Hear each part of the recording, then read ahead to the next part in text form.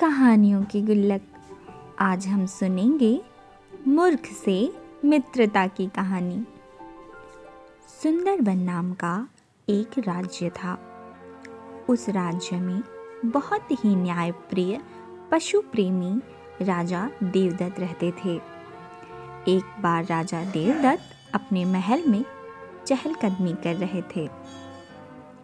चहलकदमी करते वक्त उनकी नज़र एक बंदर पर पड़ी, जो न जाने कहीं से वहाँ भूला भटका आ गया था। तब राजा ने उसे देखकर कहा, तुम हमारे महल में कैसे आ गए? इस पर बंदर ने कहा, मैं यहाँ भूल से आ गया हूँ। महाराज, मुझे क्षमा करें और मुझे अपनी शरण में रख लें। राजा पशु प्रेमी तो थे ही, उन्होंने उस बंदर को अपने साथ रख लिया। कुछ ही दिनों में वह बंदर राजा का प्रिय बन गया। वह राजा के साथ ही चिपका रहता। राजा जहाँ जहाँ जाते वह बंदर उनके पीछे पीछे जाता, पर था तो वह मूर्ख ही। एक दिन राजा अपने कमरे में विश्राम कर रहे थे। विश्राम करते वक्त भी वह बंदर उन्हीं के साथ था। तभी न जाने कहीं से एक मक्खी आ गई। वह राजा को परेशान करती, राजा की निद्रा में खलल डालती। कभी राजा के चेहरे पर बैठती, कभी राजा के पैरों पर। उसे देखकर बंदर को बड़ा क्रोध आया। बंदर ने गुस्से से कहा, ओ मक्खी, तू उड़ जा यहाँ से।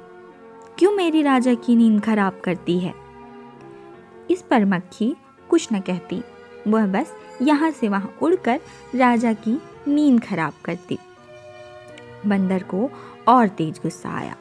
उसने अपने हाथों से मक्खी पर प्रहार करना शुरू कर दिया। उसके प्रहार इतने तेज थे, मक्खी तो उड़ जाती थी, पर राजा के चेहरे पर चोट लग जाती थी। इस तरह राजा काफी लहूलुहान हो गए।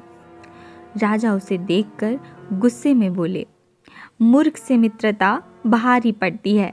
ऐसा सोचकर फिर उन्होंने उस बंदर को अपने राज दरबार से निकाल दिया। तो बच्चों, इस कहानी से हमें यह शिक्षा मिलती है कि हमें मित्रता भी सोच समझकर करनी चाहिए, और मूर्ख से की हुई मित्रता हम पर ही भारी पड़ती है, जैसे राजा पर पड़ी। अगर आपको ये कहानी अच्छी लगी तो please like and subscribe my channel. Thanks for watching.